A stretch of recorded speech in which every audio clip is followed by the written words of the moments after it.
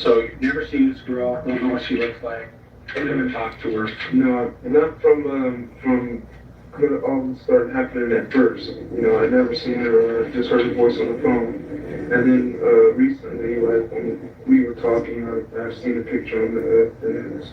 Although this interview was initially set up to corroborate Alvin's story, the detectives wondered if Maurice could be involved in the murder as well. Since Debbie was discovered bound at the hands and feet, they asked him if he had ever tied someone up. He said that he wasn't really into that sort of thing, and the only duct tape he bought recently was to repair his punching bag. I got a receipt for it in the checkbook. I bought 2 things of duct tape to tie up the ends of the rope. But at this point, the detective interviewing him hadn't specifically mentioned duct tape at all, and that detail hadn't been released to the public yet. So why would Maurice volunteer that information? Following the interview, they compared Maurice's DNA to the DNA on Debbie's body, and although it wasn't a perfect match, they were unable to rule him out as a suspect. Our investigation is that you were the one that did this. No, I am not the one who did this. I have nothing to do with this at all. How many times I have to tell you, I did not go inside this apartment. I do not know this person. I never met him. They believed that Maurice was lying about his involvement, so he was charged with Debbie's murder. Maurice,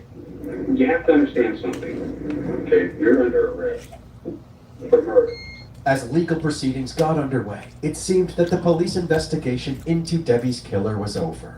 An arrest was made in the death of Deborah Dory. I think it's great. I mean, hopefully it's the right person. However, this arrest didn't align with some of the most crucial evidence. One of Debbie's neighbors came forward and said that he saw her answer the door for a white male after Maurice and Alvin left her apartment. He walked up the stairs. He basically knocked on the door, and it wasn't a confrontational kind of encounter, but she let him in. Also, Maurice had an explanation for why he brought up the duct tape during his interview. What made you mention that? Somebody mentioned duct tape or something like that. Do you have any duct tape? Do you know anything about duct tape or something? What was that?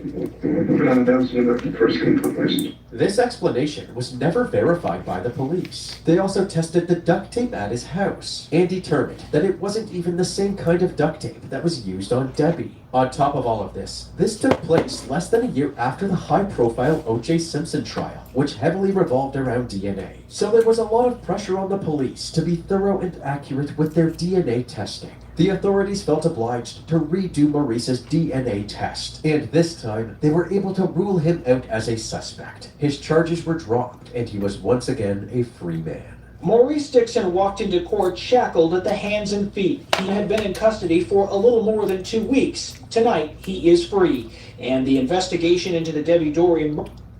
The #1 doctor-recommended pain relief brand. Now in a fast liquid gel.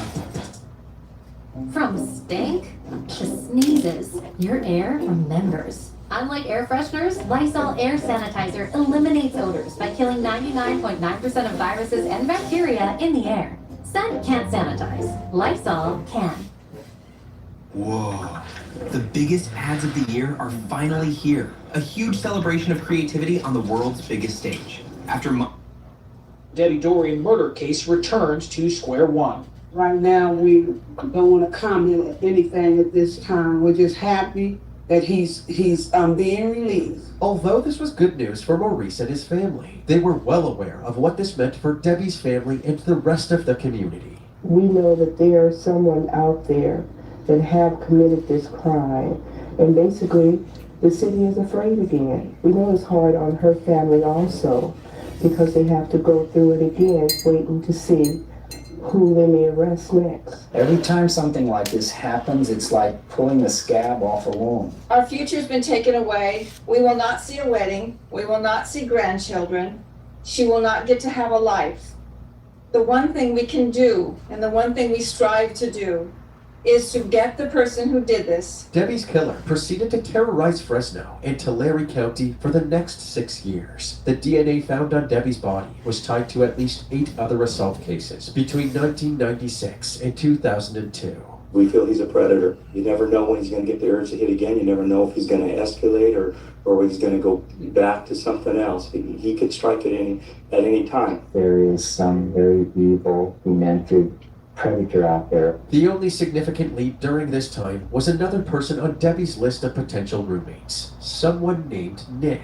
However, they were unable to figure out who this person was until 2019. I did wrong, okay? And even the things that I did back, in here in Visalia, that those things were haunting me forever. But the thing in Fresno there, I didn't know that went down. I didn't know that happened. I didn't feel remorse for that or anything like that or anything because I didn't know that it happened. Nick refused to admit that he had any part in Debbie's murder and continued to claim that any intimate encounters with her were consensual. But as far as the detectives were concerned, Nick's claims of innocence held no weight. He was charged for the 4 assaults that he admitted to, as well as the first-degree murder of Debbie Dorian. They collected his fingerprints and DNA, and he was booked into the Tulare County Jail. Nikki Dwayne Stain is the primary suspect in the rape and murder of Debbie Dorian. Nikki Stain is every woman's nightmare. He appears to be a regular person, and he is a predator. I don't know if Debbie's family will ever have closure. My hope, our hope, is at the very least, we have provided answers to the family, and the person responsible for these unimaginable crimes will finally feel the total weight of our Justice Department. Thank you. At Nick's arraignment hearing, he pled not guilty to all of his charges. So, the prosecutors began preparing for the preliminary hearing, where the judge would decide if Nick's case would go to a full-on trial. During this preparation phase, Nick remained behind bars and made several interesting phone calls to his friends and family. This call is from a correction facility and is subject to monitoring and recording. Can you hear me, Nick? Yeah, I can hear you. You know what? Those hurt people and things like that, those are my talents. They know I need to get punished for it. I just know to help you get a risk life. Nick left little room for interpretation as he confessed to his crimes, but his friend couldn't seem to grasp what he was saying. But you're innocent till you're proven guilty in my book. You know what you did, we know. We're going to say that you're innocent until they prove otherwise, in my opinion. That's the way America works. Hello? Hello, Mom. Are you innocent of any of those crimes? No, not really, Mom. I was kind of involved in all of them. I'm guilty. I'm guilty. You know, I did bad things. I'm not trying to kind of like hide them. You know, I mean, I'm ashamed of them, but you know, they're there now, so it's just like, you know, quit running from it, just take it. The prosecutors knew they struck gold after hearing these phone calls and made them a focal point during Nick's preliminary hearing on November 28, 2023. He said 20 years ago he had done some bad things and hurt some people, and he needed to pay for what he did. She said that he had been struggling with demons all his life, and he said, I can't say I don't deserve what's coming to me, because I do. They went through the rest of the evidence as well, including his interrogation, the DNA tests, and Debbie's list of potential roommates. And what does it say by number 6? By number 6, it has the name Nick, and then scratched out, or Rick. They even tracked down the witness who saw Nick on Debbie's doorstep. Do you see that person with the photos there? Or Rick. Yes. And could you point at him and tell me what color he's wearing? Right now? Yes. Red. Debbie's father was then called to the stand to describe the moment he discovered his daughter's dead body.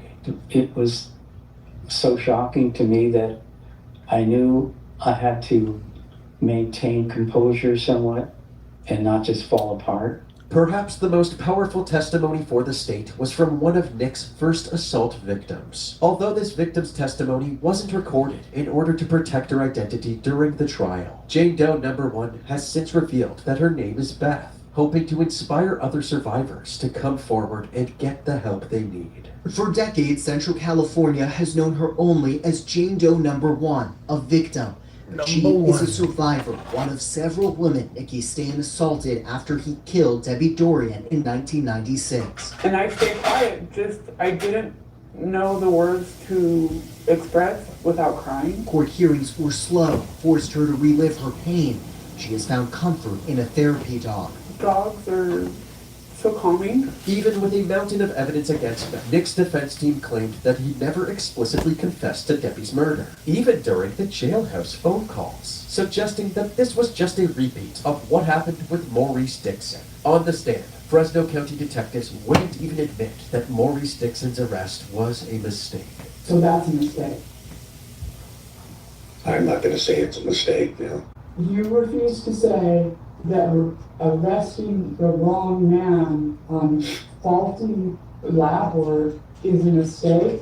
Did you get the right He was guy? eventually cleared. Yeah, so Yeah. he was the wrong guy. This strengthened the defense's point that the county will do anything to secure a conviction, even if the evidence isn't reliable and they actually have the wrong guy. But in the end, the defense couldn't convince the judge to drop the charges. She decided that the state had enough evidence for a full trial by jury. The defendant is held to answer on all counts and charges. The prosecutors announced that they were going to pursue the death penalty, and Nick's trial was eventually set to take place in early 2026. However, in March of 2025, Nick's defense attorney Jane Bolger warned the Supreme Court that she would no longer be representing Nick if they didn't pay her more money. And that is not lightly done. He needs to have effective counsel, and effective counsel needs to be able to work so many hours and days. In 5 years, I've been paid $43,000 for a death penalty case. If Bolger withdraws, county would have to find new attorneys for Stain, which would mean additional years of delay. It would take 3 years to go through everything. Thankfully, Debbie's family wouldn't have to wait that long for a trial, because a couple months later, on May 15th, 2025, Nick unexpectedly pled guilty to all of the charges. First degree murder. Guilty.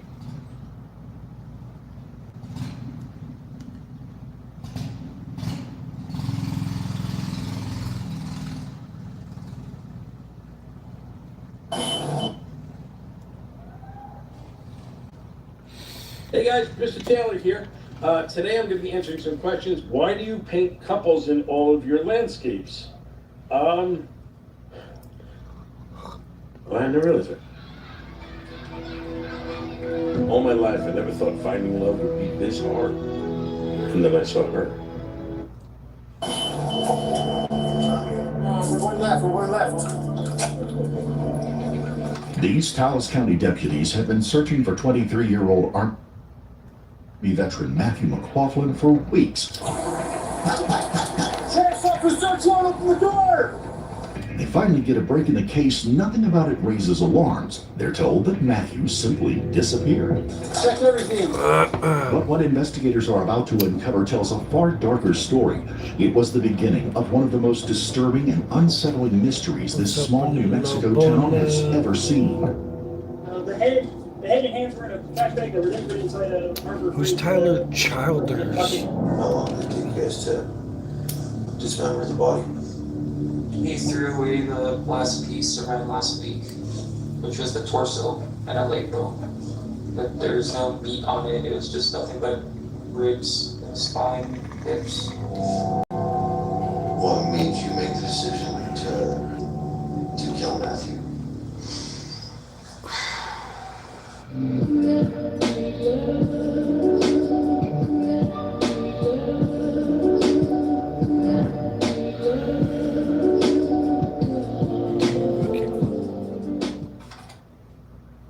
On July 31st, 2025, police received a concerned phone call. According to one of Matthew's co-workers, he hadn't been at work for 5 days. Investigators then learned that he was seen walking along State Highway 64 on July the 25th by a member of the public that hasn't been seen since. Police speak to Matthew's 2 roommates, themselves Army veterans, who claim no knowledge of his whereabouts. Oddly, they hadn't thought of reporting him missing. However, the police, alongside Matthew's mother, Rebecca, began a widespread search for the missing veteran, including an online GoFundMe campaign. But as weeks turned into months, investigators began to fear the worst. In search of the truth, police re-interviewed Matthew's 2 roommates, 23-year-old Raynor Joyner and 22-year-old David DeGroat. They described Matthew as an untrustworthy drug addict who often brought strangers back to their house. A new theory develops, suggesting Matthew's lifestyle may have played a role in his disappearance. However, the more they talk, the more rehearsed their stories seem. After more than 2 months of multiple interviews and a search for Matthew, investigators start to suspect he didn't just disappear, and the 2 men he lived with know why. On August the 17th, 2025, officers came prepared for a potential standoff and expected resistance. Both roommates are military trained, making this a high-stakes situation. Officers have brought in an armored vehicle and have no intention to back down.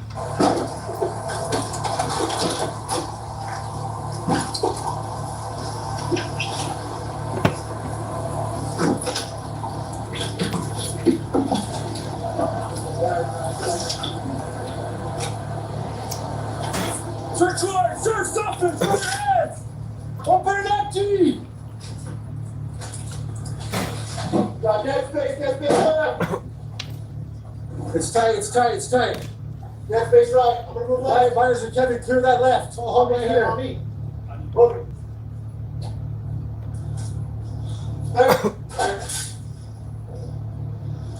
Clear. Secondaries. Check everything.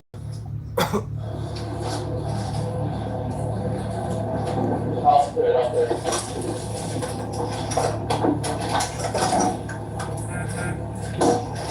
I'll clear now. I'm here.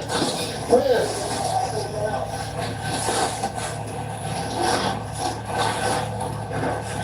Watch your fingers. Just let it down so it doesn't hit us in the face when we go up.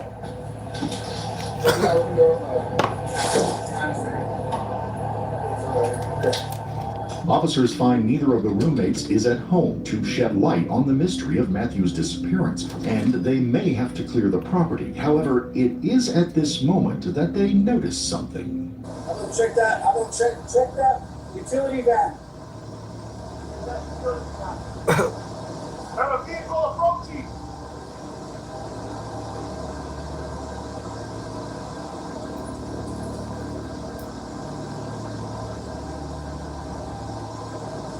You run that plate. Henry William John, 7586 out of Texas.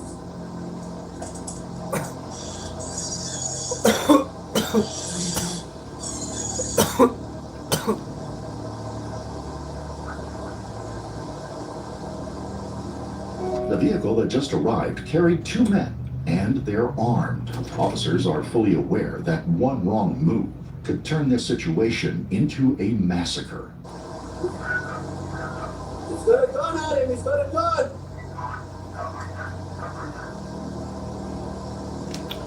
He's got a gun in his waistband.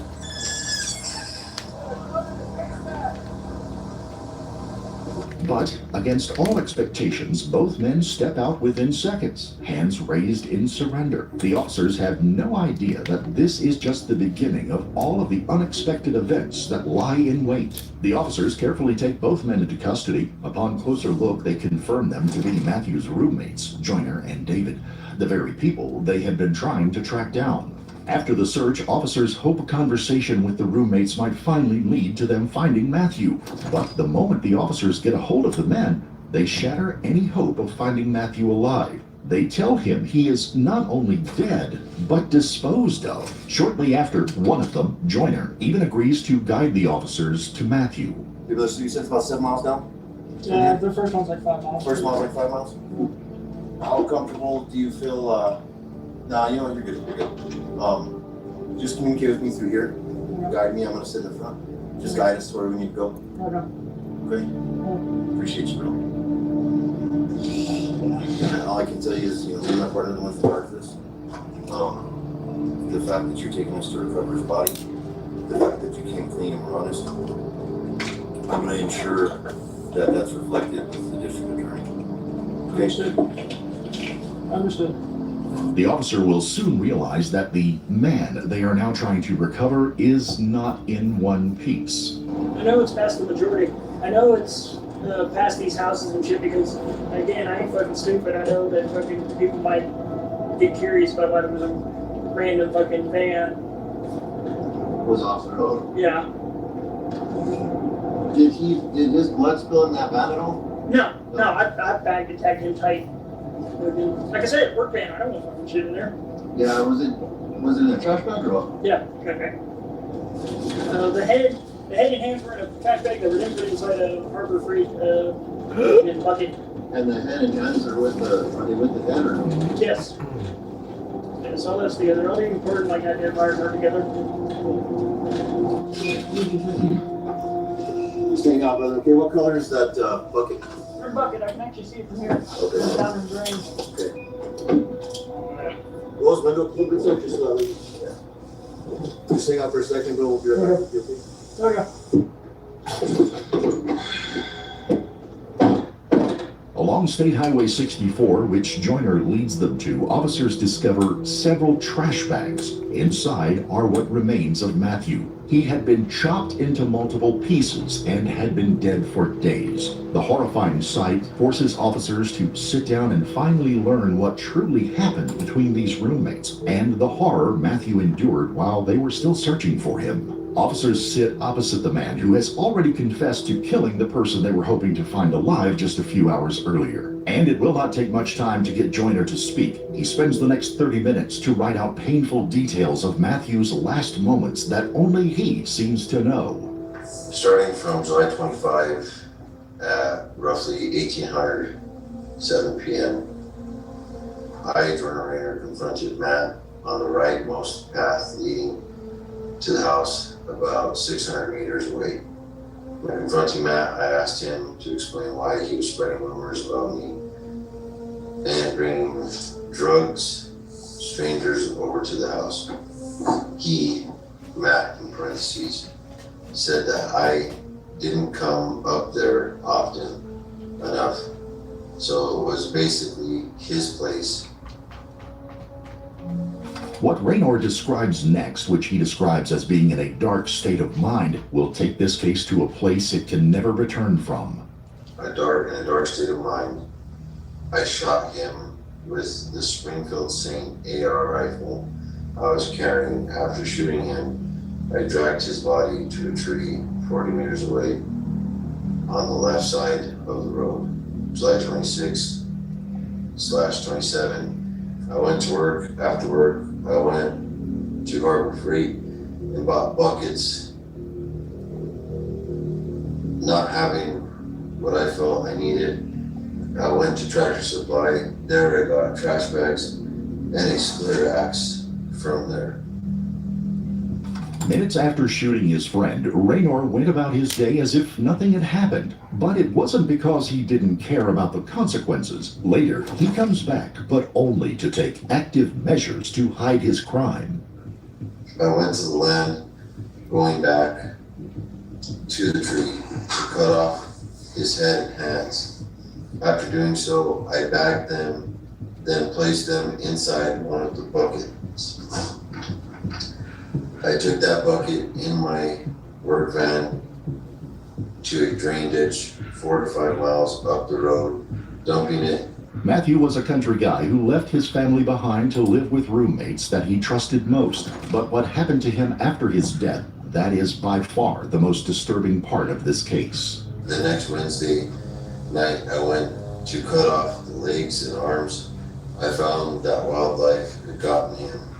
So I cut off his forearm and legs below the knee, bagged them. Then I was able to rip out his upper leg bone from his hip sockets, bagging them with some of his clothes.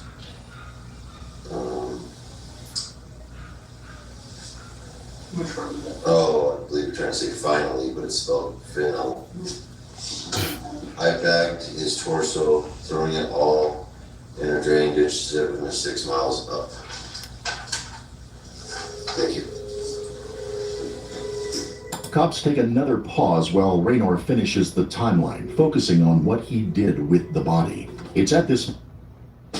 I got game, she got game, we got game.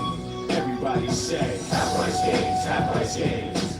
Half price games, half price games. Tap in that car, got the whole squad pumping. Half price games, 5 days a week, only at Dave & Buster's.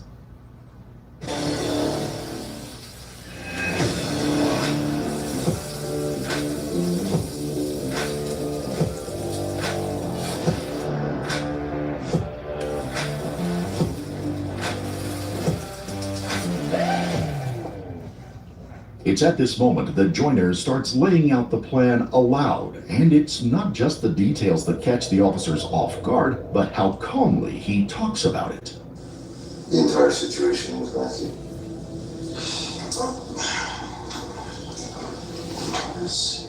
So, everything I told you last time we spoke about like him spreading rumors and all that wasn't a lie, that was all factual. Really the only thing that changed from what I told you last time and me confessing was basically just the fact that when I confronted him, I got shot. So everything was pretty much the same. Like I said, he was spreading rumors, he was bringing drugs, he was bringing strangers, like shit like that. I confronted him, I got fucking, I don't know, I got pissed off and decided, fuck it, you're not gonna fucking, I'm gonna give you the chance to fuck up again. And so I shot him. When Raynor shot Matthew, there was another person present at the crime scene who witnessed the horrific crime and did nothing to stop it. So when Matthew was over in Colorado, dealing with the VA, getting all that stuff done for himself, went to go to the grocery store, pick up groceries. He got dropped off at what's it called? He got dropped off at Cassandra and Jason's house. I went to go walk with him as we walked up the road at the cart carrying the groceries and everything. As we got to an intersection, a shot rang out. The Mac got shot in his right lung from Joyner's rifle, specifically his AR-15. Matt, not knowing what's happening, he did say, I got shot, and he starts to freak out. Then Joyner comes from around the corner with my Beretta. He sticks it to his face and shoots him in the jaw, which makes his eyes swell up. And he starts to choke at his blood as he hits the floor. And then he hovers over him with an execution shot. Gets him right on the temple.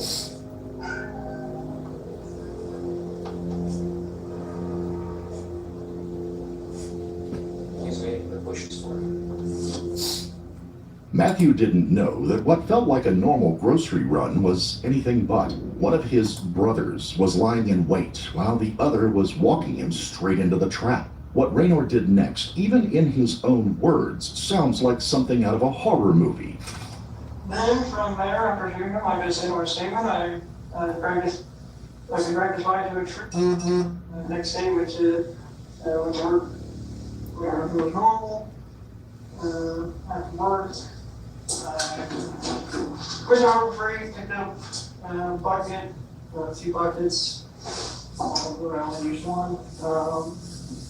And they didn't know what I was looking for. I went to Harbor Freight, ended up deciding that's who we usually do the splitter bags, and also bought some bags, 33-gallon crack bags.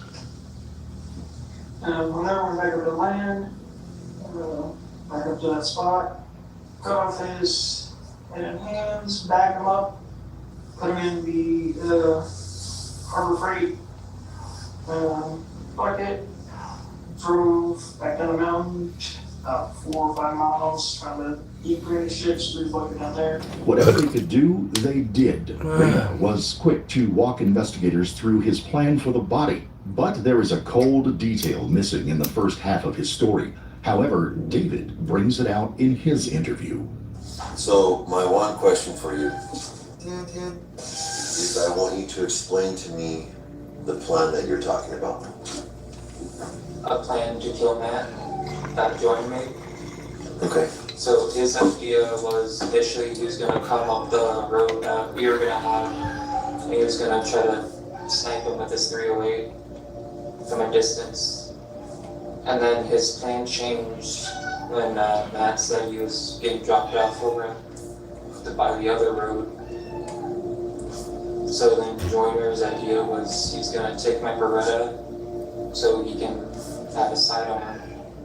And then he grabbed his AR and then waited in the bushes for us to come up, and he told me to stick to one side of the road and to be very loud when I'm near the area. So when he sees Matt come up on the side, despite how dark it is, he doesn't need to worry about who it is. So I would say it was, what Joyner was thinking, it was pre-plotted beforehand. Because I would tell him about Matt still had a drug habit and he was still talking shit and making rumors of everything, which kind of pissed off Joyner. So several occasions, kind of told him like, hey, no, don't kill him. Just, kick him off the property or something, or like get him to start talking to again. To the point where it eventually came down to the point where he says that he was gonna go with the plan for Matt to get killed. Raynor had already admitted to leaving out details, and here again he tries to pass it as a momentary loss of temper and that it was not planned. The police are about to press him without revealing what David had already exposed. What made you make the decision to kill Matthew?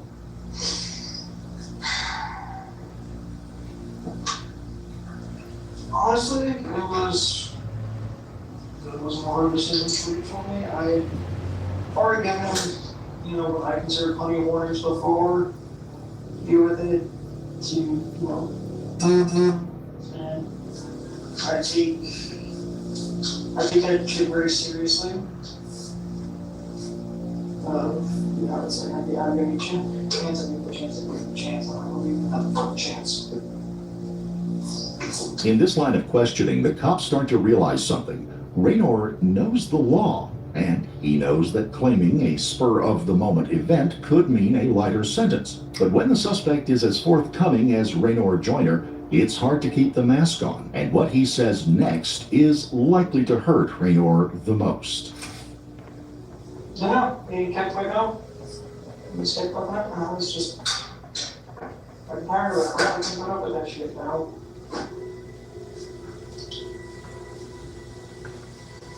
I don't regret what I did, you know what I'm saying? At the end of the day, I don't fucking regret what I did. That wasn't the same dude I started with, like I said before. Then why don't you regret it?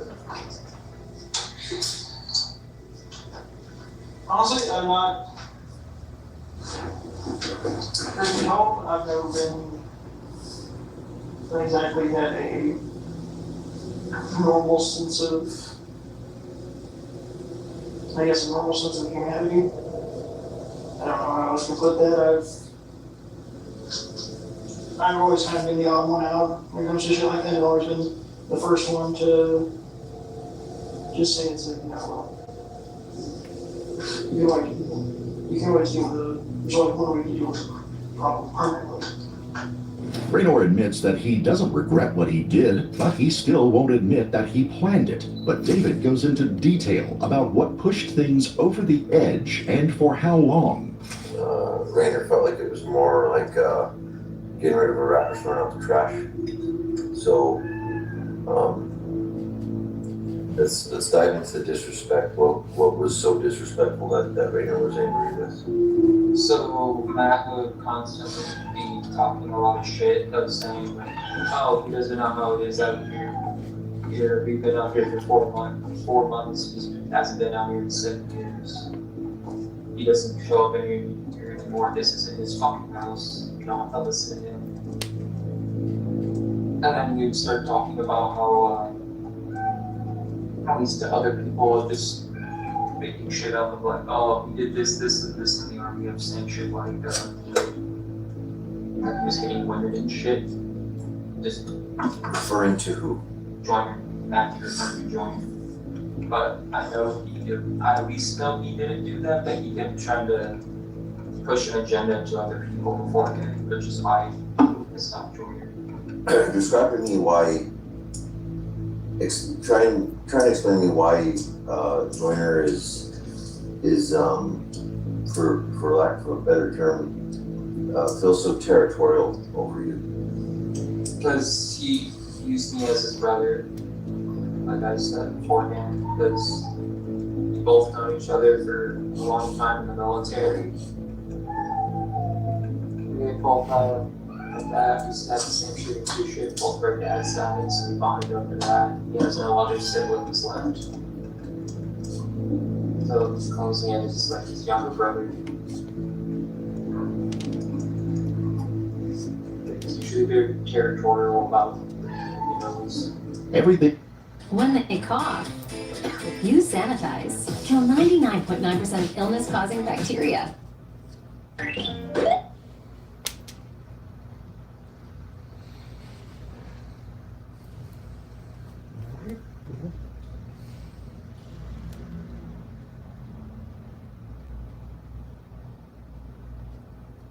Everything in David's account points to a trap laid by Raynor for the man he saw as the rat of the house. But instead of backing down, Raynor keeps talking almost with pride. And since he won't admit to planning it outright, the cops switch tactics, trying to get him to say it without realizing he's doing it. Jimmy, I'll be honest, man, like going through this, my sheriff bleeding, we had, PC for like all cops, right? Yeah. For search warrant for your place based on just mass disappearance, the argument that you guys had.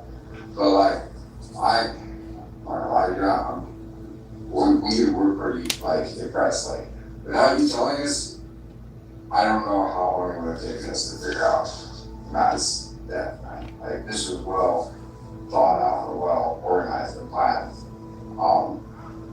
I just where did you come up with it? Like, how did you figure out how to do all this? Like I said, I agree on the head. Again, not even trying to be funny. But again, I've always thought of the whole, the old joke about always having plans for like wanting to live. That's who I am. I've always thought about, okay, here's how I would do it, here's what I would do. Doesn't matter if I like you, is, I haven't thought about it. David, I haven't told him I thought about it with him. Well, I cracked jokes with him one time, about it. I was like, that's one wrong with telling you is all your fucking tears will come looking forward to dinner, just being turned into the outlaw. I've always thought about, everybody how to deal with situations, how to, that's who I am, that's stuff that is. They was taught to me by my dad.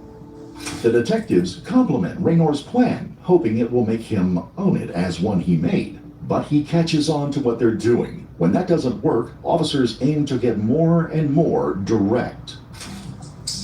Did you plan to kill Matthew? No, I actually never planned to kill him.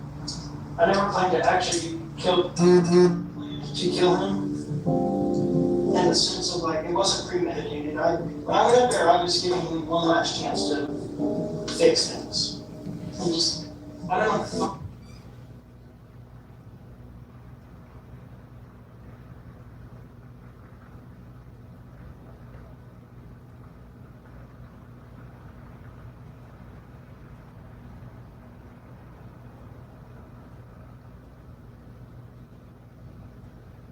Hey, what can I help you with?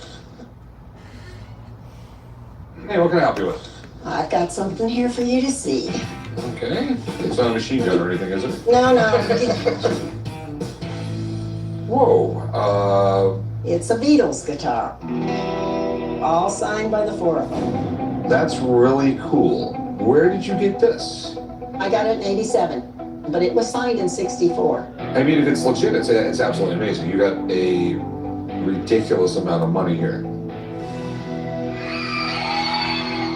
I actually got it from a customer. I was in a wholesale t-shirt business, and his brother happened to be involved with the Beatles on the tour. He was either a promoter or set up locations, I don't know. But he took the guitar and had it signed. I've had it for over 30 years, and I think it's a real deal, and I would like to sell it because I need the money. That's pretty amazing. I mean, it's the Beatles. I mean, they really are considered the most iconic rock. Let me get some.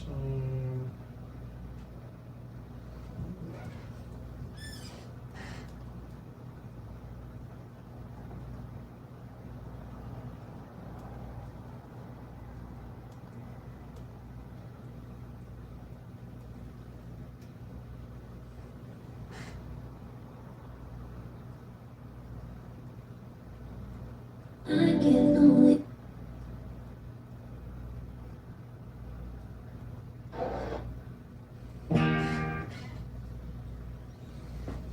What's so special about Shake Shack's cooking? It's actual cooking.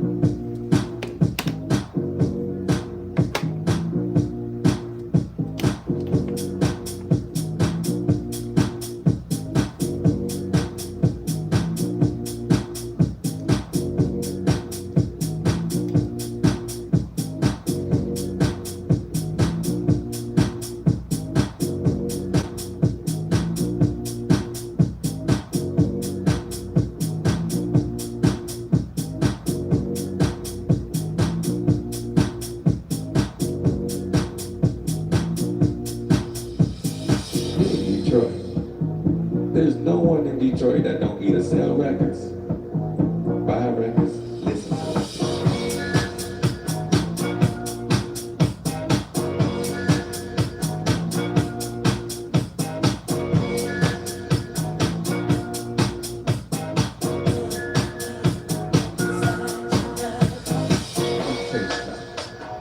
It ain't what you got, it's what you do with what you have. You understand?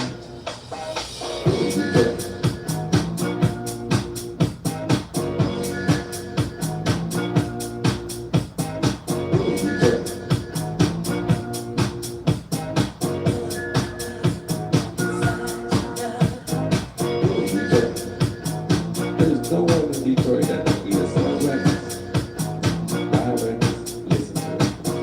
Detroit.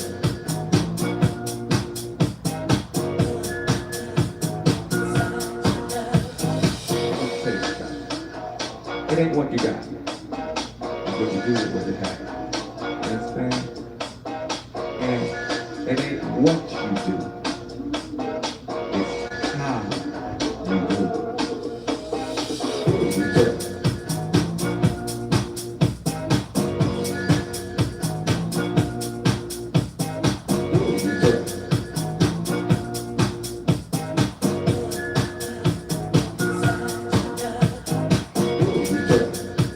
Detroit. There's no one in Detroit that don't either sell records, buy records, listen to it. Detroit.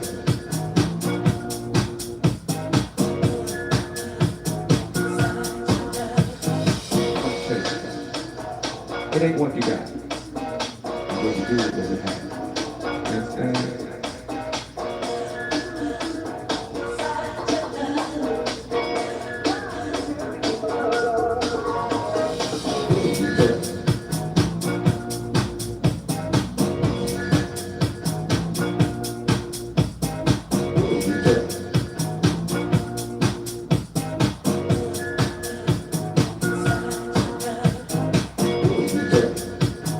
There's no one in Detroit that don't either sell records, buy records, listen to it. Detroit.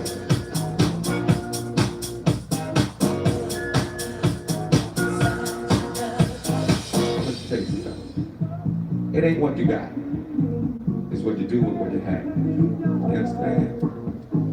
And it ain't what you do, it's how you do it.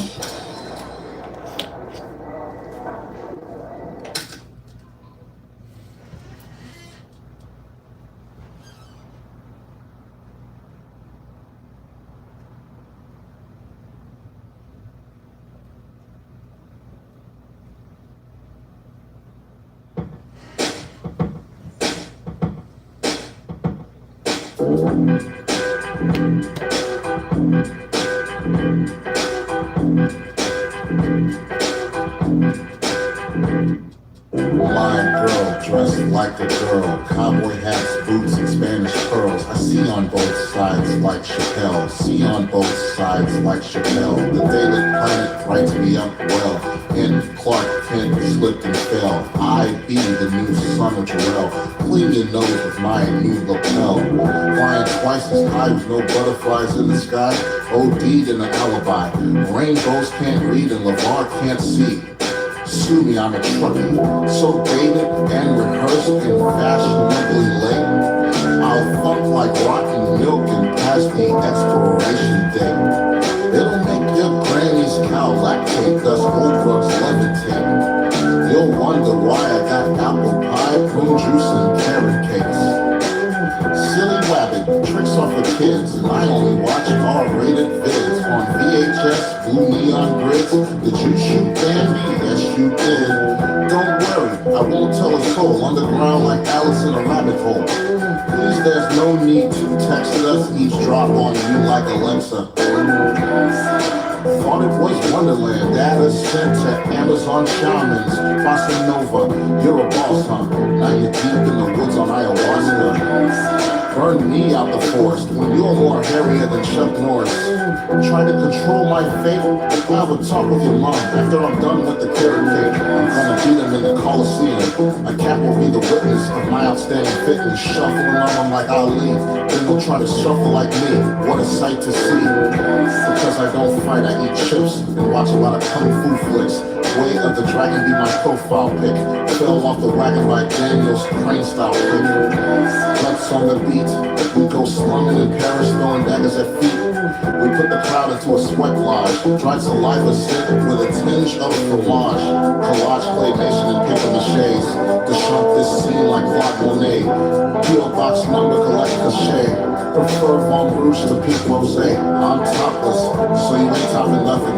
Spotless in the junkyard, eating muffins. A little yeasty, put it back in the oven. Barbecue, play trumpet like Kermit Ruffins.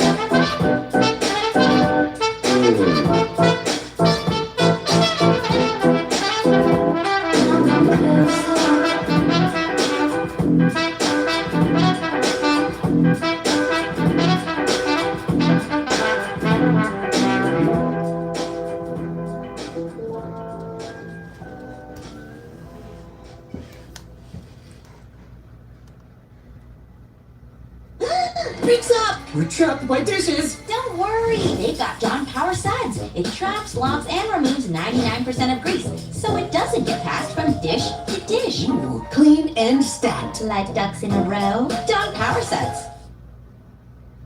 Oh, you see those large, heavily armed men? They suspect you have killed their leader.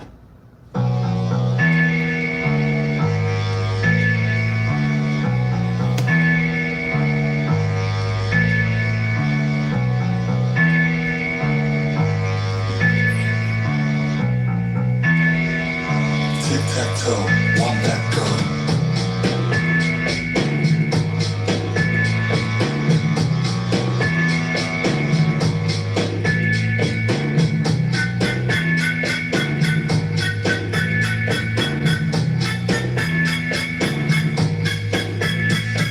I once knew a hippopotamus that was ethically non-monogamous.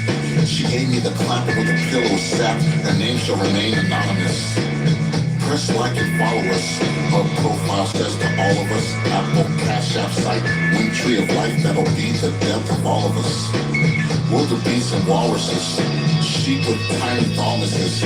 These mammals hunt like camels, out charting your astrologist. Then mad at the gynecologist, threatening that they're a local columnist. Better go make a wish, walking petri dish on a star that don't make promises.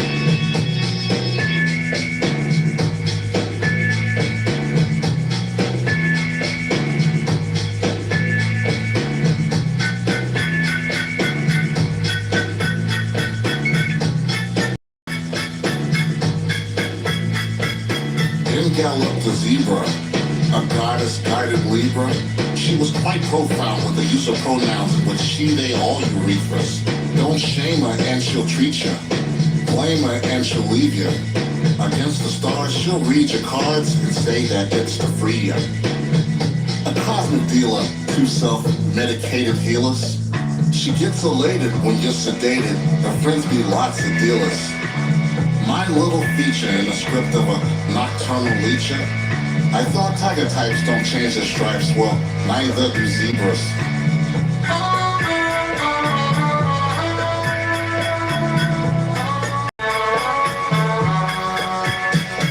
The new gazelle is having fits because I dig bipolar chicks. It's a warrior gene, at least to me, but gazelle can't get with it. I try to tell her that it's in the past, and though it was a blast, I'd rather her be wild and free, but you and me, I think will last. Gazelle is not impressed. Nevertheless, unprotected text, Samurai X, and yo, I did my best. Shows what I know, to please gazelles it takes a rhino. She tried to cross the river, but a crocodile bit her. We'll end this on a high note.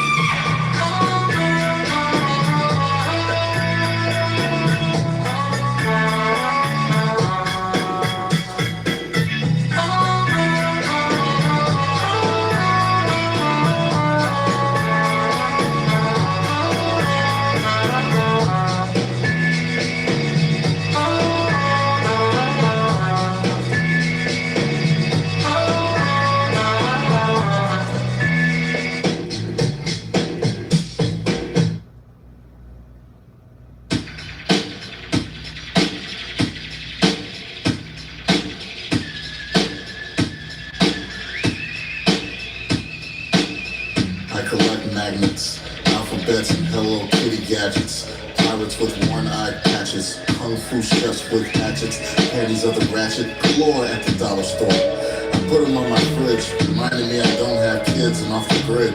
Run a scam on me through my kid, I'll off my fam Sam Way Sosei did, and my lawyer be Kobayashi. Teflon done got nothing on me, so wasabi. Too much make eye watery. Hung jewelry, won lottery, and clay pottery with bonsai tree.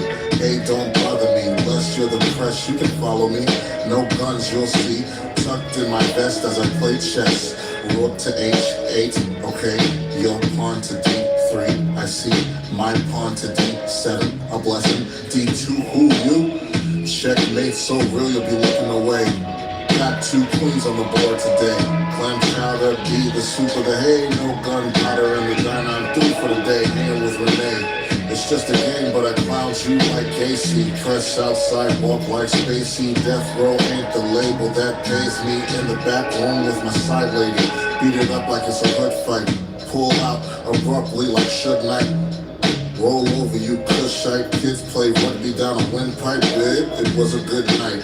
We'll make a family next time. Anytime, don't you be mad at me. That's a crime fantasy. Will be granted be. In vogue, hold on to your vanity. A rigatone, never gonna get it. Swallow it down with good liver. Mistress.